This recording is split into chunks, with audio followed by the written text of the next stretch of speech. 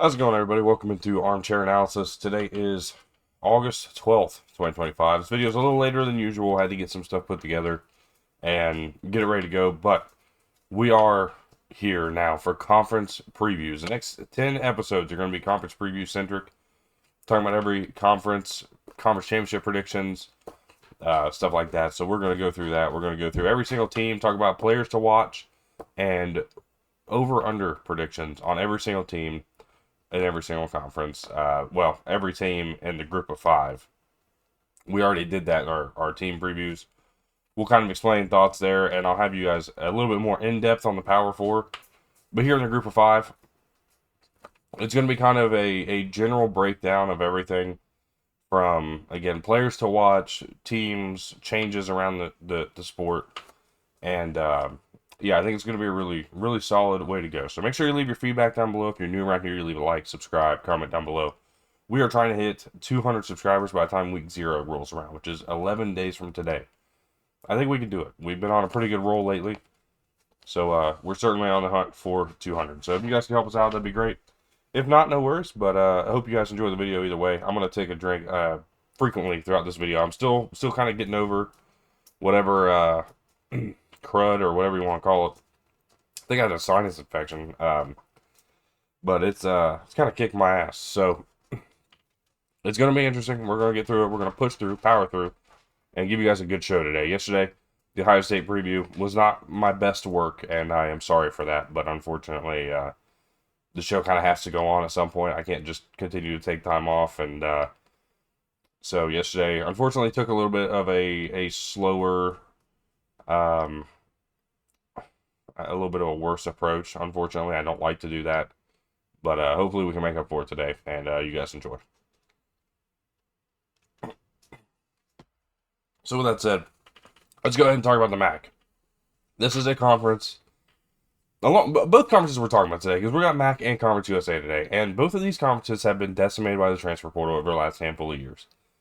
It's very obvious and very, very concerning the level of competition these two conferences bring to the table. It's been something that we've certainly noted, especially with the MAC and really Kent State after Sean Lewis left and what they've been. Everybody who's good that's been there has ultimately left, and we've seen that more and more throughout the course of the last few years of this transfer portal. Teams or players being poached by Power Four level schools from these group of four programs, specifically, again, the MAC, Conference USA, Sun Belt's been bit by it a good amount too. Everybody's been victim, but these lower level group of fives have been certainly hit the hardest. This conference, these two conferences are going to be two of them that we talk about, and there's going to be a lot of news. There's going to be a lot of change, and we're going to have to kind of understand what these teams look like now under their new leadership, under their new quarterback, under their new roster, even in some cases. How do they go forward in 2025? So, with that said, let's go ahead and start with Akron. Akron in 2025 remains with head coach Joe Moorhead. This will be year 4 for Joe Moorhead. I think that people expected more for him over the course of his time here, but unfortunately, it's not worked out that way. The portal has certainly hurt them as well. Really expected more out of DJ Irons over the course of his career at Akron, and unfortunately, that didn't work out. Now they move on, and it's Ben Finley. Ben Finley was the starter last year. He's going to be the starter again this year, and he is a guy who's been around a little bit in the college ranks, but a guy that I think is going to finally settle in and kind of take charge of the offense. Does that mean that I think Akron's going to be good? No. But Ben Finley is a guy that I'm really excited to watch and think that he could be an all-conference caliber quarterback. That's just my personal take there. Another note that I made was that this team has 6 freshmen on defense. 6 freshmen. Not true freshmen. They're just 6 freshman class members who are on this defense, which is incredible. And they're expected to start. So you got 6 of 11 who are going to be freshmen. If I'm not mistaken, that is also including 7. Cyrus Durham is a sophomore who's going to be starting as well. 7 out of 11 players are underclassmen on this defense. This is a young team who struggles enough on defense as it is, I do not see this getting much better for them. I think the defense is going to struggle. I think this is going to be a troublesome year once again for Akron. But yet again, they're not at the bottom of the conference. They can probably eke out somewhere between 2 and 4 wins, and I don't think that's successful, but it's a decent enough start. Moving on, we take a look at Ball State, and this is a team that I'm looking at. Kael Kelly. I don't know if I said that right, but that's a quarterback for Ball State, expected to be this year. And look, look. This is not me trying to go quarterback for everybody, but this is certainly the position that you're going to want to know for a lot of these teams. Kelly's one of those guys. He played wide receiver, running back, and quarterback last year. Became a very heavy runner at quarterback last year, running for, I believe, like close to somewhere between 750 and 800 yards last year. Was only 58% passer, if I'm not mistaken. His athleticism brings a level to the game that can certainly help them out going forward. I'm not expecting much. They also bring in Mike Uramovich to be the new head coach this year, replacing Mike New. So it's going to be certainly a team of interest, but I think that they are in a tough spot going forward. Moving forward from them, we got Bowling Green, and I'm looking on the defensive side of the ball. Of course, we can talk about Drew Pine. We can talk about some of the offensive players they have in. But Collins Achampong, coming over from UCLA. He was originally a 4-star recruit out of high school, went to Miami. Did not live up to the hype. Has not lived up to the hype at all. But he's going to drop down in the group of 5, and I think that's where he's going to eventually take off. I think he's going to be in for a really good year. Watch for Achampong to be a difference maker for this Bowling Green defense. Something they need at the defensive line and certainly at the edge position over the last few years. Bowling Green, a sneaky team, I think, in 2025, what they can bring to the table. Moving on from Bowling Green, we got Buffalo. Nick McMillan is a guy who they are expecting a lot of big things from. They expected it from last year. He was expected to be wide receiver 1 last year, was wide receiver 1 when they entered the season. Tore his ACL in week 2. If he stays healthy, that's going to be a big deal. Tyquan Roberson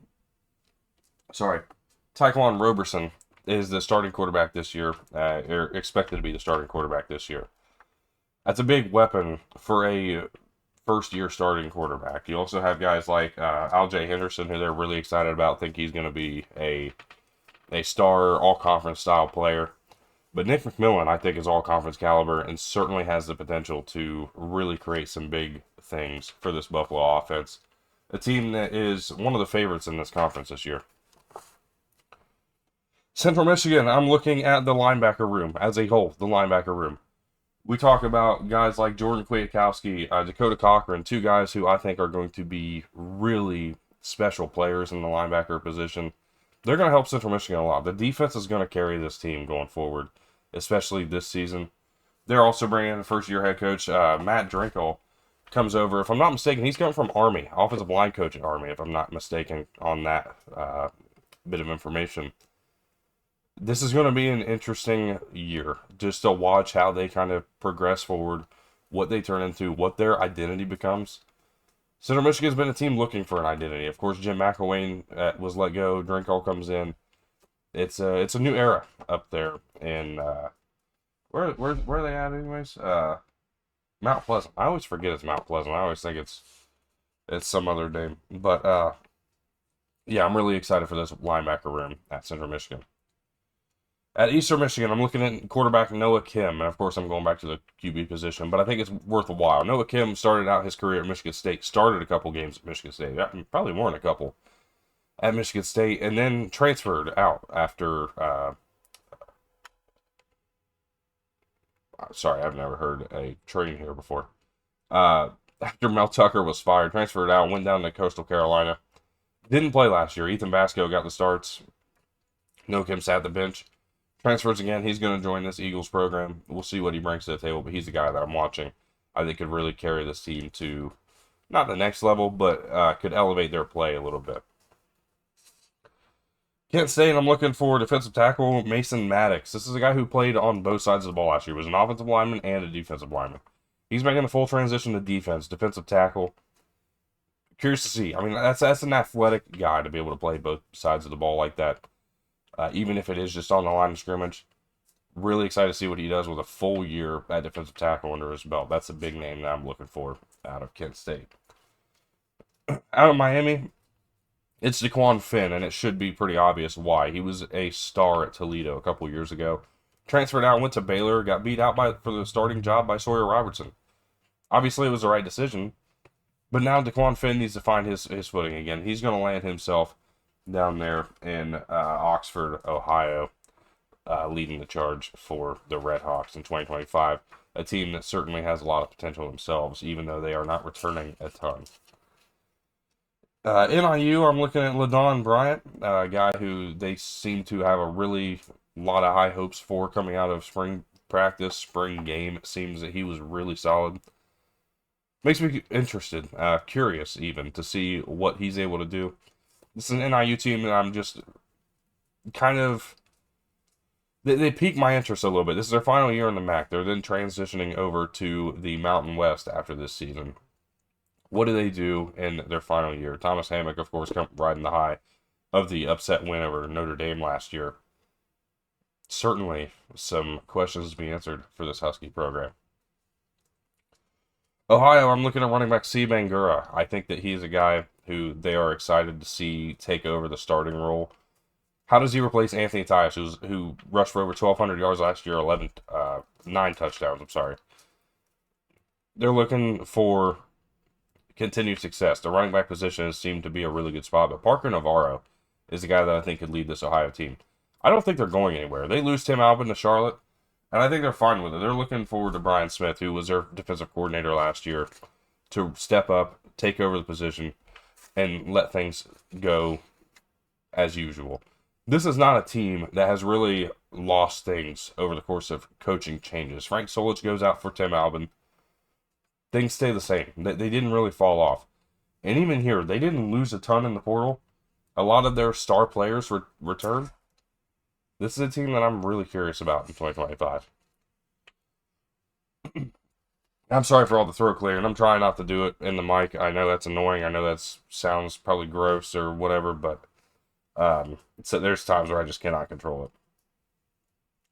Look at Toledo. I could go for the obvious and Tucker Gleason, but I'm going to go with the running back position, Chip Trainum, coming over from Kentucky. This is his third stop.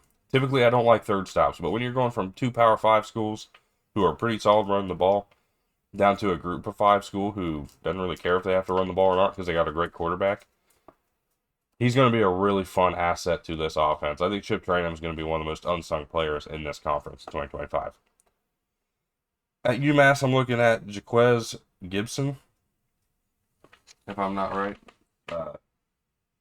Jaquan Gibson, I'm sorry. Can't read my handwriting. Once again, I should probably learn by now. But he's the only position player from last year who started to return to this roster. They lost a lot to the portal. They're really looking to see what they have remaining. And they're bringing in a new head coach as well. They're bringing in Joe Harasimiak out from Rutgers. He was a defensive coordinator there.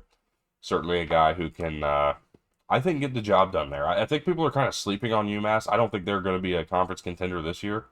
But I do trust Joe Harasimiak. I think he can actually bring some success to a program who has not seen it. They have not made a bowl game in their entire time in the FBS level. I think that can happen, again, with Harasimiak at the helm. At Western Michigan, and I apologize again. At Western Michigan, I'm watching Blake Bosma. This is one of the best tight ends in college football, at least at the Group of 5 level. And I am beyond surprised he did not land somewhere in the portal. He entered the portal, took a look at his options, said, okay, I'll come back. That tells me there was not enough good options. But Blake Bosma's a guy that I think could be a game changer at tight end. A guy I'm really excited for. I think Western Michigan's got a star player at that position. So there you go. There's your names to watch for all 13 teams in the conference. Now let's go ahead and take a look at my predictions for the conference standings. Pulling them up here on the screen, and this is just regular season conference standings, but you do see my conference championship prediction, which is Toledo and Buffalo. I think those are the 2 teams that will be the best in this conference in 2025. Ohio and Miami will be close behind. I think Bowling Green could sneak in there. Beyond that, everybody else is fighting for bowl eligibility. And I think that really even Bowling Green is fighting for bowl eligibility. Kent State's fighting for a win. They did not win at all last year. I don't know that they will win again this year. This year, I would hope they don't lose to Merrimack, but if I'm not mistaken, they lost to a similar caliber last year. St. Francis. So yeah, they lost to a team from the same conference, if I'm not mistaken, last year. So Kent State's fighting for a win. Ball State's probably fighting for close to the same, I would say. Just so happens that one of them two will have to win a game since they play each other. UMass, I think, is going to be 11th, but I think they're going to play better than 11th. I just feel like there's a lot of other teams who have more proven production, giving me more confidence. A lot of people I saw some people high on Northern Illinois, and I certainly can understand. Thomas Hammock's done a great job there, but I just didn't really feel that. I put them at 8. My top 5 landed with Toledo, Buffalo, Ohio, Miami, Ohio, and Bowling Green are the top 5. I think that Toledo, Buffalo do make that trip to Detroit, where I will take Toledo to win the conference. I just think that altogether, that is the best team in this conference. Jason Candle has done a great job transferring year over year over year. Just solid confidence, solid success, and continuing to create a powerhouse in the conference. And they're also retaining their production. That's something that I think is really surprising, is that they're keeping guys in-house. Something that I think it's not common anymore here in this sport. So, with that said, I'm going to roll through win totals real quick, give you my over-under prediction. These are not betting suggestions. These are just what I would take if I were betting them. Toledo sits at over-under 8.5, and I took the over. This is one that I would bet, the over 8.5. I don't know what the numbers are. I didn't really look that close, but I would take the over. Buffalo, over-under 7.5. I would be taking that. Same with Ohio, over 7.5. Miami, Ohio, over 6.5. I like that one a lot. Bowling Green, 6.5. I took the under. I don't think everybody gets to 7 out of that top 5. I think Bowling Green 6 at 6 and 6. Central Michigan, 5.5. I'm taking the under. Western Michigan, 4.5. I'm taking the over. I'm assuming that means that I'm taking Central Michigan to beat Western Michigan for that tiebreaker. NIU, over under 6.5. I'm taking the under. I'm pretty comfortable on the under there. I think they'll probably be sitting at 4 to 5. Akron, 4.5 under. Eastern Michigan, 4.5 under. UMass, 3.5. I'm taking the under, but I wouldn't be surprised to see a 4th. I wouldn't be surprised. I'm just not taking the over there. Ball State, 3.5. I'm taking the under. I think they'll sit at probably 1 to 3. Kent State, 1.5. I'm taking the under. I think that they have 1, and then we'll just kind of see if they get there. Obviously, it's harsh. I know that, but that's business. Now for my final predictions, or final part of this preview here, which is now sat to 18 minutes on the max, which means we got about another 18-20 minutes to go. My player of the year is Tucker Gleason of Toledo. I think he is the best player in the conference. I think he will be the player of the year. As for the coach of the year, I'm taking Pete Lambeau of Buffalo. Look, this is year 2 for him. He was great last year. Took this team to, what, a 9-4 record, if I'm not mistaken? Yeah, 9-4 in year 1. And a bowl game win over Liberty, which was impressive. This is a coach that I think people doubted. I myself doubted. And I'm a guy who saw him as a special teams coach at South Carolina. This is a guy who a lot of people doubted. He's made the right moves, and certainly he walked into a decent situation and helped by keeping those players there. But he's been able to maintain and even be better than those before him. I think Buffalo's in a really good spot. I'm excited to see where they end up. And Pete Lambeau, I think, is a big deal for that. So he will be my MAC Coach of the Year. So let me know what you guys think about the MAC here in 2025. Let's go ahead and shift gears to Conference USA.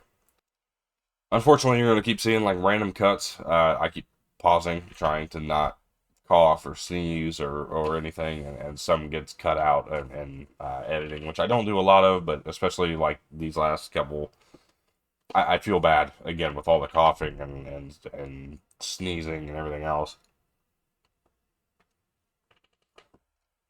But again, I do appreciate y'all being here and taking your time to watch today's episode.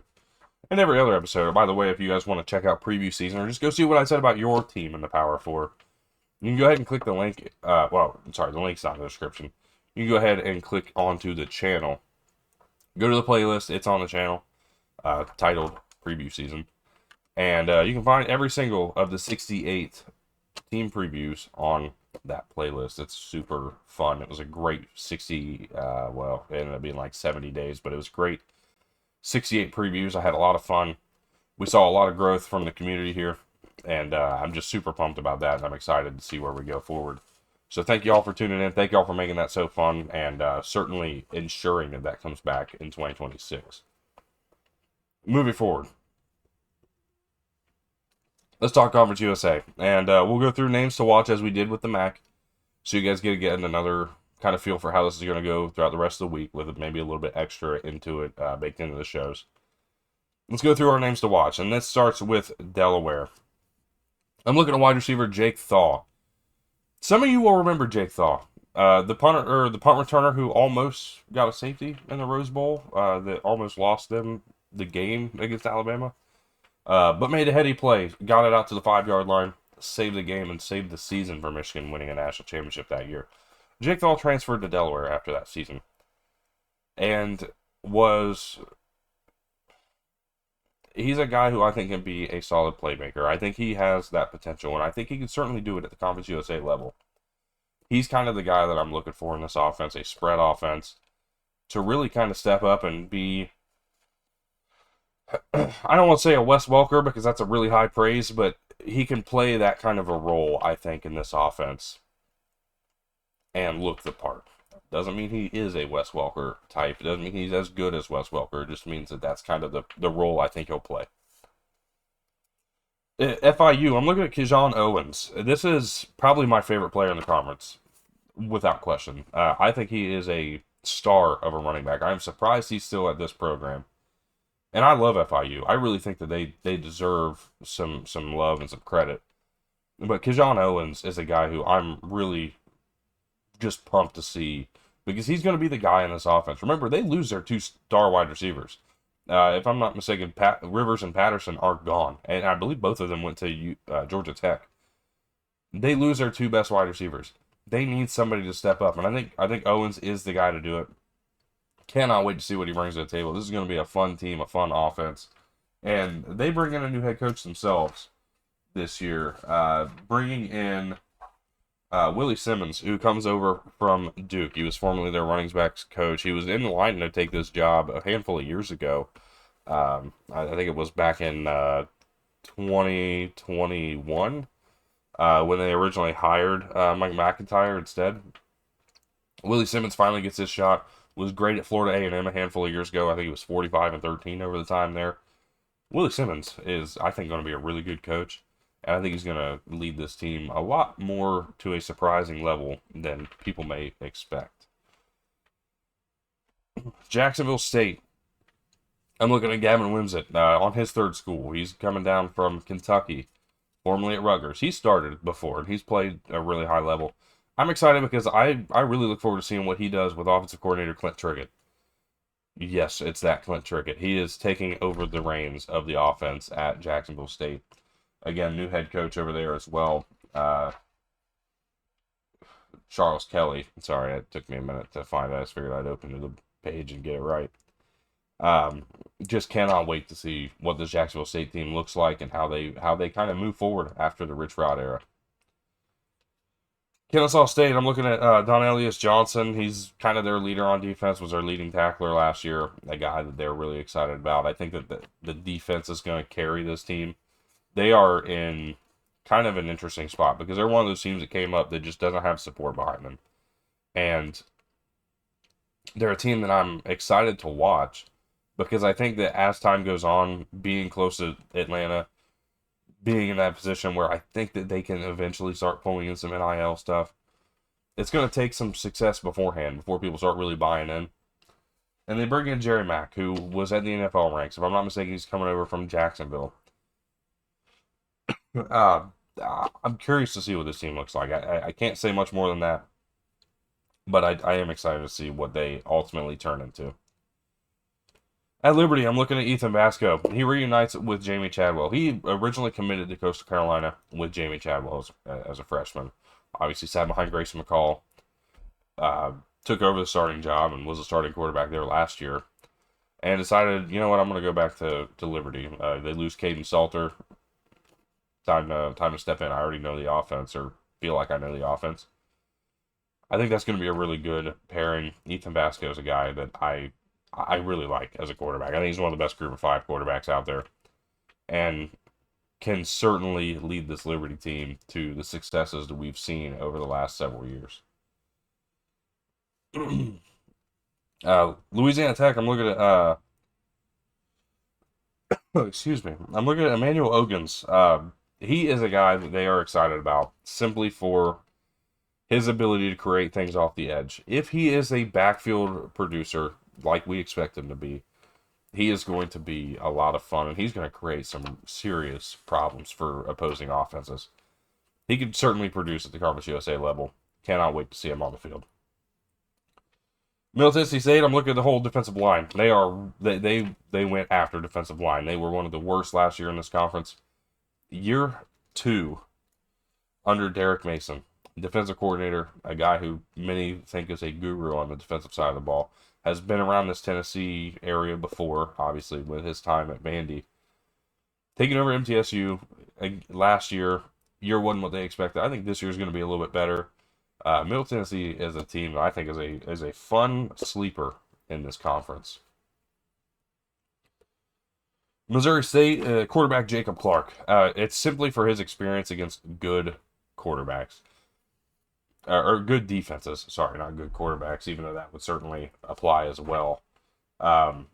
He has played some of the better defenses at the FCS level over the last few years, and what I'm trying to say is that some of those defenses would match or be better than what he's going to face in 25 at the Conference USA level.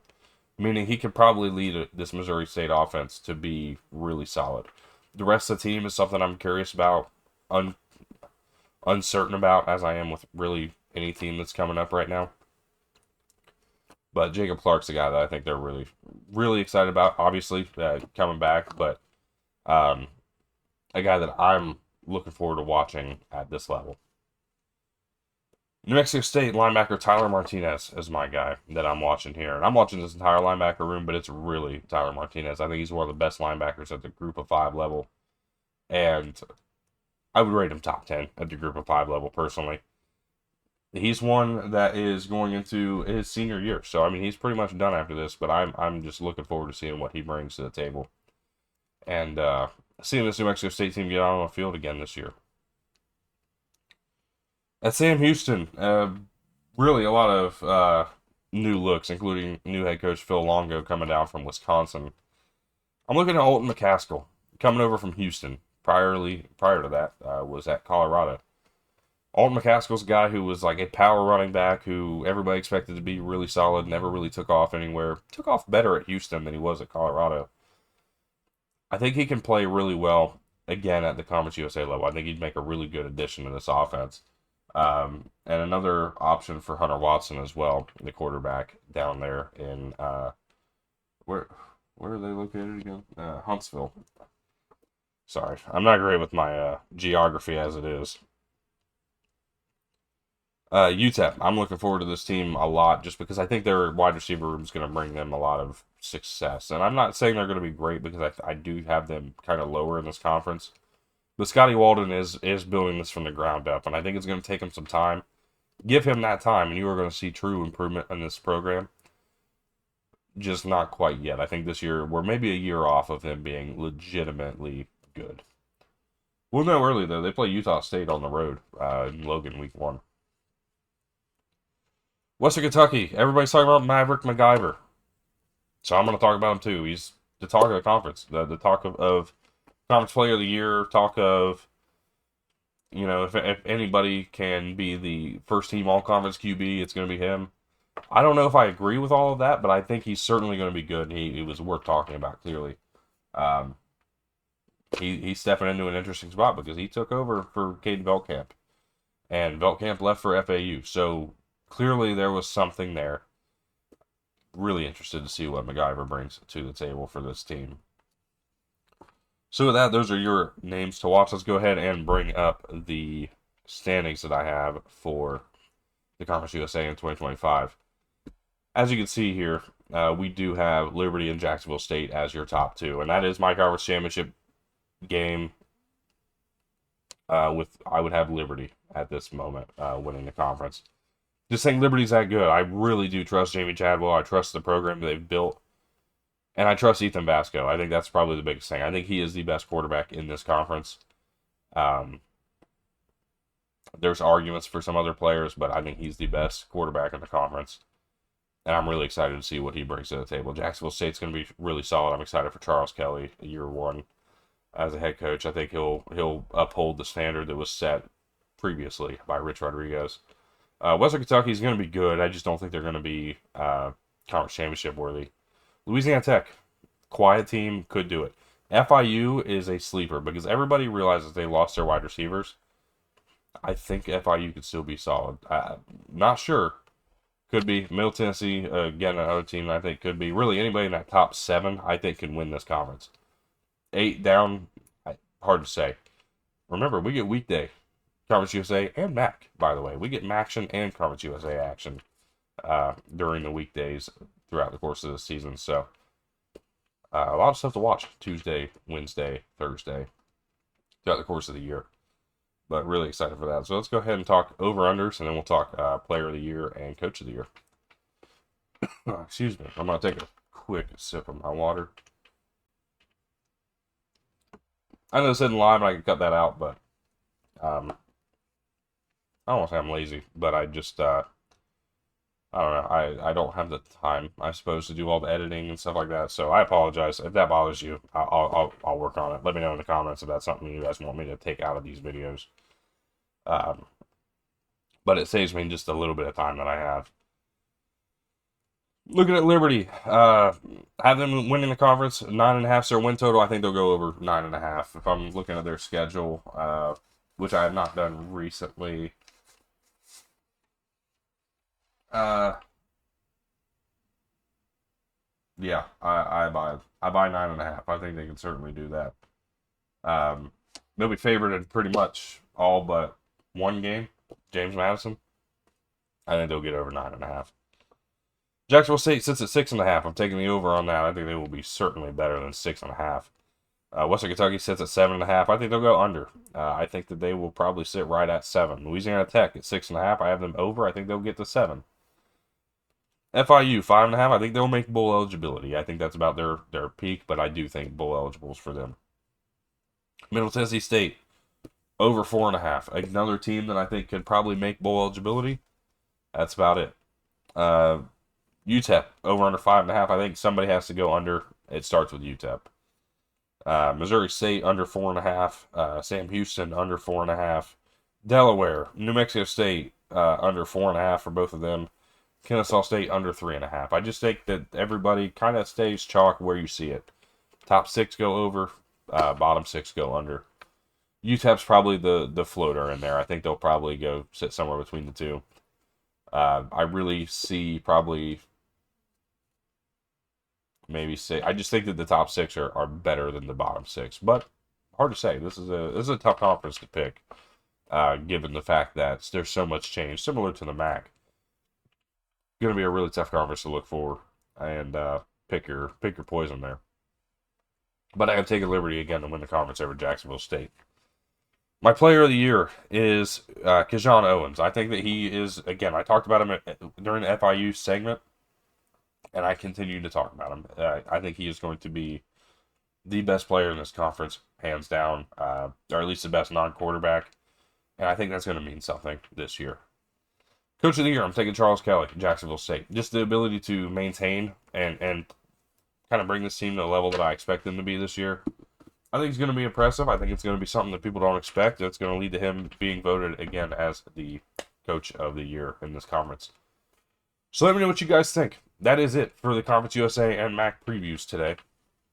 Tomorrow, we've got some fun stuff. I'm going to react to the top 25. The AP top 25 dropped a couple days ago. I'm going to be a little late to the party. Well, actually, it dropped yesterday, but I'm going to be a little late to the party. I'm going to get to it, and we're going to talk and kind of cover everything I feel and believe about this thing. Um, Teams I think are overrated, underrated, who that top 10 team, as we've had the last 22 years, who's going to drop out of the top 10 and drop out of the top 25 overall. We'll cover all that. We'll cover some recruiting news over the course of the rest of the week, kind of get you caught up on what we missed over the summer while we were, again, doing preview season. And then we will also continue with conference previews. We have Sunbelt tomorrow, and then we'll have the American Thursday and the Mountain West on Friday. The reason for that order is because the Mountain West was the conference that made the playoff. That's why they get where they are. Everybody else is just a random order that I kind of chose out of nowhere. So, yeah. So Sunbelt tomorrow. I'm really excited. We'll cover all that stuff. We got some other cool stuff coming your way as well over the course of time. But, yeah, with all that said, I thank you guys again for tuning in. If you're new around here, you leave a like, subscribe, comment down below. Help us hit 200 by week 0. We got 11 days to do it. I think we can get there, but we can only do it with your help. So help us continue to build this community here. And we'll see you guys tomorrow with the Sunbelt Conference Preview.